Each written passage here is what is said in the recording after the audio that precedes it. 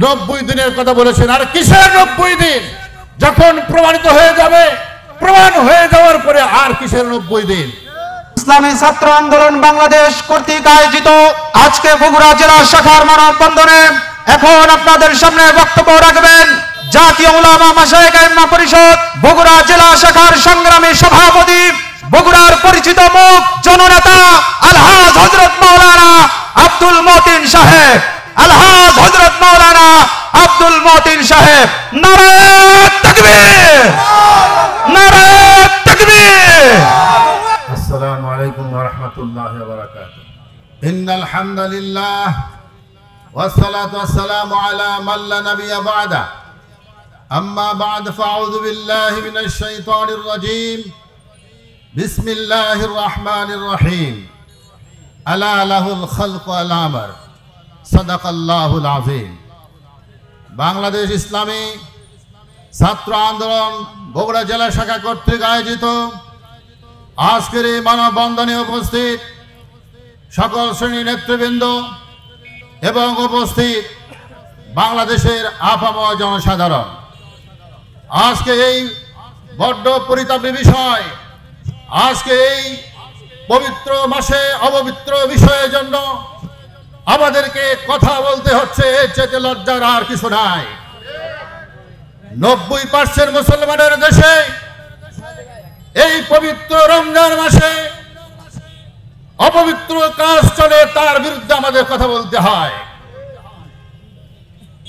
এর কারণ আমার একজন ভাই বলে গেলেন আসিয়া আমাদের ঘুম কেড়ে নিয়েছে। আমি বলি আসিয়া ঘুম কেড়ে নাই, ঘুম কেড়ে নিয়েছে।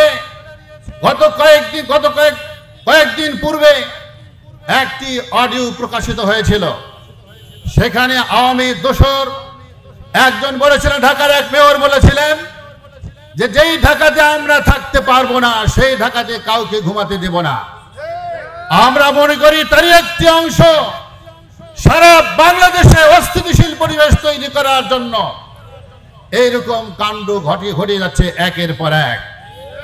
সুতরাং আমরা বলতে চাই, বাংলাদেশ স্বাধীন হওয়ার পর থেকে পর্যন্ত বারবার সরকার পরিবর্তন হয়েছে, নেতা আসছে, নেতা বিদায় নিয়েছে, মা বোনদের ইজ্জতের নিরাপত্তার গ্যারান্টি কেউ দেয় নাই। কথা ঠিক কিনা? সবাই শুধু বড় বড় গল্প দিয়েছে, বড় বড় মুখ ভরা ভাষণ দিয়েছে তারা, যে 2 লক্ষ মা বোনের ইজ্জতের বিনিময়ে বাংলাদেশ পেয়েছি। কিন্তু তাদের মা বোনদের ইজ্জতের নিরাপত্তার কিন্তু গ্যারান্টি কেউ দিতে পারে নাই। প্রিয় ভাইয়ার আমার, আমি বলতে চাই, আল্লাহ রাব্বুল আলামিনের কোরআনের আয়াতে 6666 আয়াতের মধ্যে বেশি না মাত্র কয়েকটি আয়াত, মাত্র 5টি আয়াতে যদি বাস্তবায়ন করা হয়, পুরো বাংলাদেশ নিয়ন্ত্রণে চলে আসবে মুহূর্তের মধ্যে। আজকে আমরা দেখতে পাই ধর্ষণ চলছে যেখানে সেখানে, শুধুমাত্র আসিয়া নয়, শত শত আসিয়া এরকম ধর্ষিত হচ্ছে, হাজার হাজার আসিয়া ধর্ষিত হচ্ছে, কিন্তু তাদের বিচার কোথায়? তাদের পাকড়াও করা হয়, হাজতে নিয়ে যাওয়া হয়, আইনের ফাঁক দিয়ে আবারও জামিনে বেরিয়ে চলে আসে। ধর্ষক সে পরে হয়ে যায় খুনি, খুন করে আবার গ্রেফতার হয়, সে চলে যায় আবার জেলখানায়, আবারও আইনের ফাঁক ফুকুর দিয়ে বেরিয়ে চলে আসে। এরপরে সে হয়ে যায় ডাকাত, একের পর এক ডাকাতি হয়, চুরি হয়, রাহাজানি হয়, ছিনতাই হয়, কোনোটাই বন্ধ হয় না। সুতরাং আমরা বলতে চাই, আল্লাহ রাব্বুল আলামিন বলেছেন, আয-যানিয়াতু ওয়াজ-যানি ফাজলিদু কুল্লা ওয়াহিদিন মিনহুমা মিআতা জালদা। একটা আয়াতকে আপনি বাস্তবায়ন করেন, যে আয়াতের দাবি উঠেছে স্বয়ং সেই ইউনিভার্সিটির ছাত্ররা দাবি তুলেছে, ধর্ষকের একমাত্র বিচার হলো তাদের মৃত্যুদণ্ড। আল্লাহ পাক কোরআনে বলেছেন, যে ধর্ষণ করবে সে যদি বিবাহিত হয় তাকে সজোরে 100টি বেত্রাঘাত করতে হবে অবিবাহিত হইলে, আর বিবাহিত নারী হোক পুরুষ হোক তাদের শাস্তি হলো তাকে জনসম্মুখে 7 মাথার মতন জায়গায়, জনসম্মুখে যেখানে হাজার হাজার লক্ষ লক্ষ জনতা থাকবে, তাদের সম্মুখে পাথর ছুঁড়ে নিক্ষেপ করে তার জীবন যতক্ষণ পর্যন্ত আছে পাথর নিক্ষেপ করে দুনিয়া থেকে খতম করে দিতে হবে। এরকম শাস্তি যদি প্রদান করা হয় তাহলে দেশের লক্ষ লক্ষ জনতা সাবধান হয়ে যাবে, কথা ঠিক কিনা?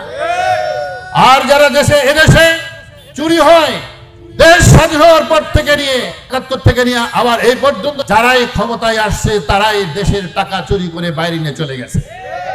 দুর্নীতিতে তারা শীর্ষস্থানে অবস্থান নিয়ে গেছে বাংলাদেশকে। কিন্তু এখানে একটি বিষয় লক্ষণীয়, আল্লাহ পাকের আরেকটি আয়াত, আস-সারিকু ওয়াস-সারিকাতু ফাকতাউ আইদিয়াহুমা, এই আয়াতকে যদি বাস্তবায়ন করা হয় তাহলে এদেশে আর চুরি থাকবে না, দুর্নীতি থাকবে না।